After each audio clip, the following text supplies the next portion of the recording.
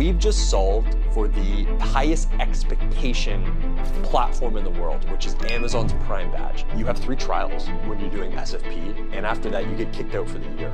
This program is no joke. You are building an Amazon Prime expectation inside of your own facilities. Our mission at AMZ is to create a Prime-like experience across every channel globally that you sell on. To ship and fulfill an order same day that's gonna arrive before 5 p.m. the following, that power on a Shopify checkout can heavily impact or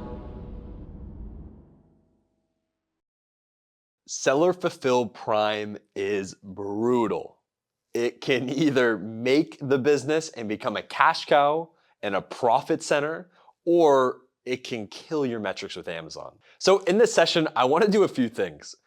Number one is that we just celebrating going live with Seller Fulfilled Prime with our largest merchant to date. They do hundreds of thousands of orders a month.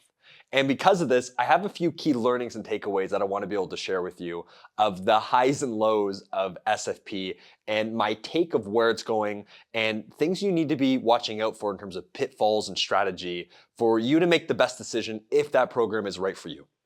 So this was a program that I took a big bet on around a year ago and said, hey, this year we will be the main player for SFP. I want to become one of the top dogs in this category, and let's put all of our money towards it. And we've been putting millions of dollars towards this investment and blood, sweat, and tears towards how do we become best in class? Because this is a challenge that we've learned Amazon's not going to solve. And really the players currently in this space are not performing at the level that they need to, which left a massive opening for us to become the A player in SFP. Now, because of this, I have a few learnings that I'm going to be sharing with you. So number one is that Amazon metrics are brutal. There's a few core ones that we'll just talk about, and I did an entire session on this as well, is that Amazon has different metrics for standard size, oversize, and called extra large, right? And these tiers, think of a water bottle, think of a mattress, and then think of maybe like a pool, right? And those metrics follow to different scenarios. And their metrics are incredibly difficult to hit. Even with us, we have facilities across the country. It really put a stress test on our overall infrastructure. So some of the key things to take away is that you need to be operating 6 days a week. You need to have extended fulfillment times, 3, 4, 5 p.m., right, with extended pickups. That weekend needs to be with a specific carrier, potentially FedEx, right, because UPS won't do those on the weekend. And then also you have to hit a 93.5% on-time delivery, which I'll get into, and then also your metrics, right? You need impressions on the page. It is a whole architect that we've had to build around this to get brands sustainable. But because of this, we've gotten really good at it. And I think the key takeaway from this is that that key measure that you want to be looking at is, can you hit the entire country within the coverage, right? How much is it going to cost you to do that? And that on-time delivery is no joke. So they want 93.5% on-time delivery rate. That can be difficult because there is factors outside of your control in terms of, no carrier will on paper guarantee it, even if they say they do, because there is a grander responsibility, which is maintaining the Prime badge. So that OTD is a big challenge. Those metrics end up really making or breaking you. So you have 3 trials when you're doing SFP, and after that you get kicked out for the year. So you miss these metrics of on-time delivery for a day or two, or, right, you don't hit the percentage coverage, you're gonna be in a really difficult spot, right? Because in this 30-day trial, you have to make up those metrics. So that is being one of the most challenging things to maintain is, do we have enough coverage? How much does it cost to get there? But then more importantly, can we hit the OTD delivery metrics on the weekend along with during the weekdays? Not only so we can pass the initial trial, but then also make sure that we're ongoing, performing and hitting the numbers that we need to. One thing to note is that when you look at your trial bases, some brands aren't aware of this, but you need to go into a trial run, right? Which has certain metrics. They're basically evaluating if you can even do SFP and if you basically deserve the Prime badge. And the challenge with that is that you need 100 orders basically via fast FBM. So you have to hit all the Prime metrics, but it's showing as an FBM. So if you're currently under a Prime badge, you have to turn off Prime in essence, right? Which will take a huge hit to your sales, and then we have to ramp back up to SFP. right? Or for example, if you're not doing FBM, like this is a challenge if you're 100% FBA, which some brands aren't aware of. So it's just something you have to keep in mind. Number 2 takeaway is that SFP is not for everyone.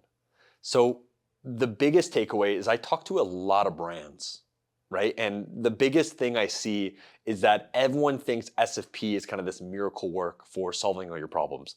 Placement fees, inbound check-in times, cash flow, profitability.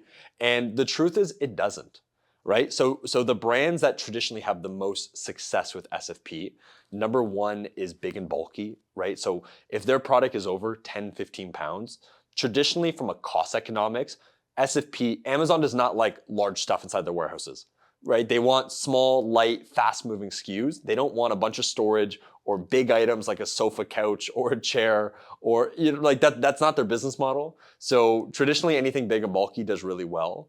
Outside of that, there traditionally needs to be another reason outside of cost economics. So if you look at standard size items, I was speaking to a brand, they want to use us for cold SFP. Very specific program that's for meltables and chocolates and food related brands. And they have an issue where Amazon won't fulfill majority of the year, right? Because it's a meltable product, or hazmat, for example. But because it's a standard size item, they're held to different metrics than oversize. So they have to hit the entire country, 30% one day, 70% 2 day. It is a very strict compliance standard, which means that we have to ship overnight for X amount of orders, right? So if we need to hit the entire country in 1 day, in essence, right, we have to do an X percentage that are overnight, and then we need 2 day for those. When we're doing big and bulky, we can use a UPS ground, a FedEx ground. It's very effective, right? So we might be able to ship a 50-pound parcel for 16 bucks, 15 bucks. Like it's incredible versus Amazon might charge $40, $50 for that same order.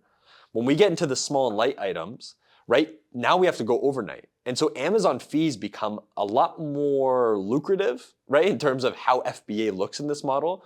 But is the key challenge. The answer that I try to give is that there needs to be a second reason outside of costs. Because if you're looking at a standard size item and you expect Amazon, us to be cheaper than Amazon, it traditionally won't happen. Could we be close? Yeah, depending on the instance, but it won't be a 1-to-1.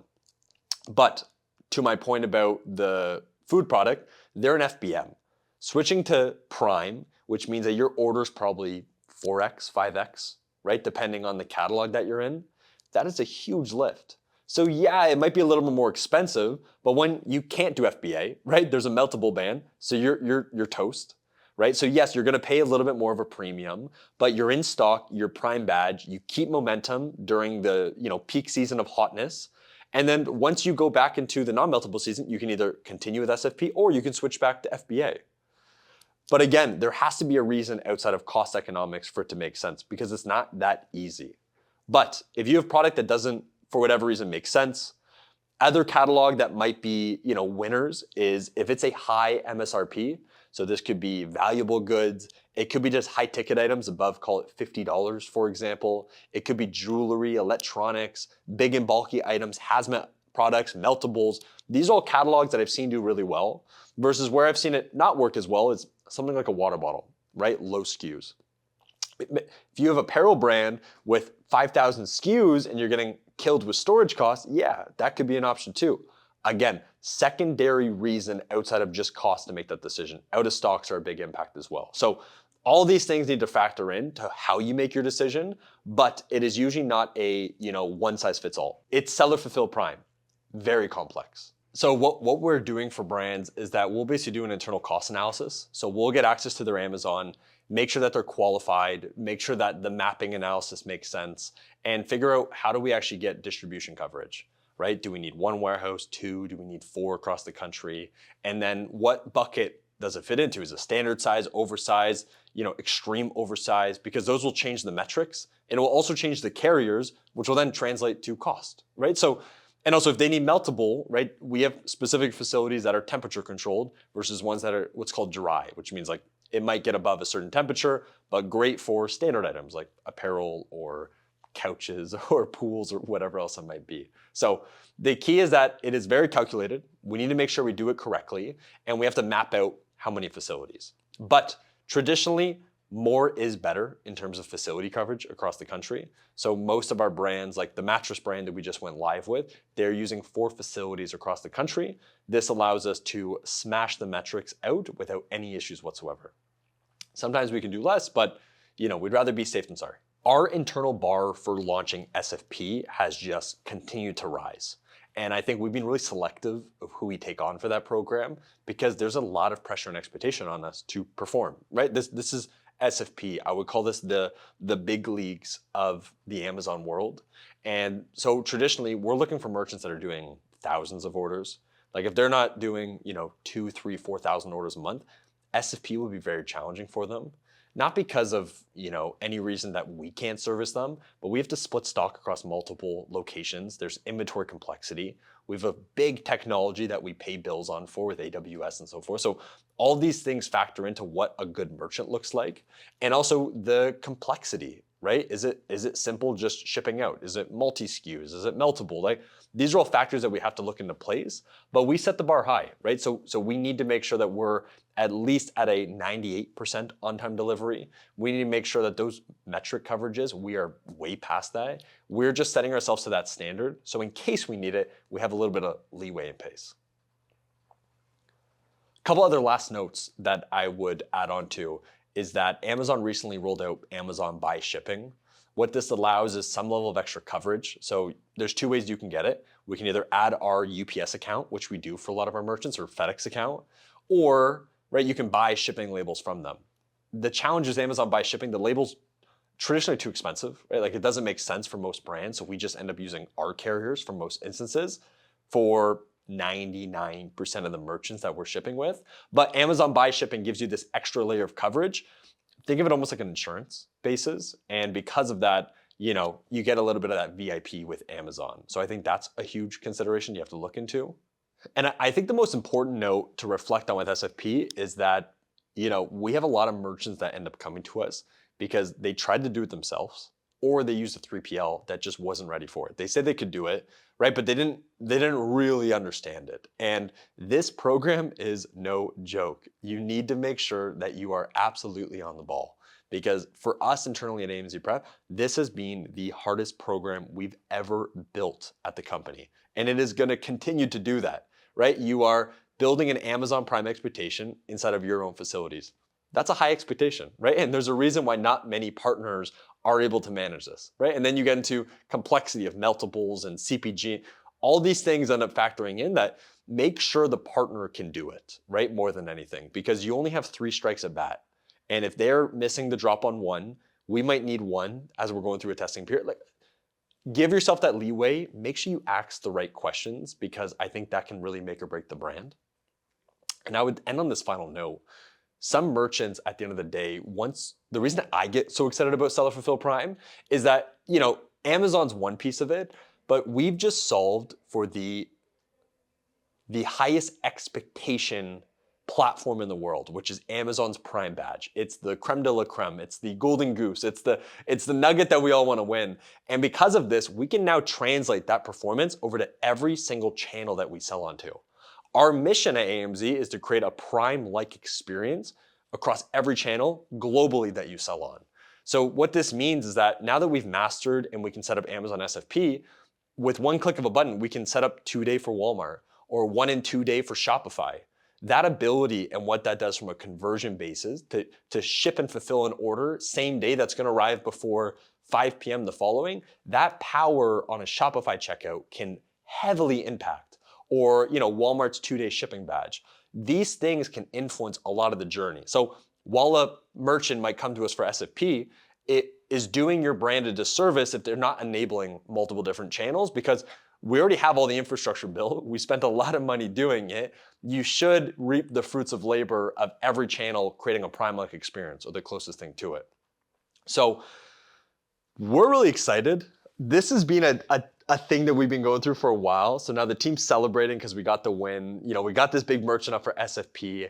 And I think from here, we're just doubling down on growth, right? Like our funnel is massive for SFP, but we're being really selective of who we take on because of the expectation. And we work really closely with the Amazon team. So we, want to work hand in hand and make sure that we're giving them the right love and treatment. But I'm very bullish on the next couple of years of this. I think it's going to be the most explosive program of solving for a lot of categories that Amazon doesn't want to be fulfilling themselves. And we can kind of be that overflow for all of it. So anyway, that's my bit of rant on it. Hopefully you enjoyed it. I'll see you on the next one.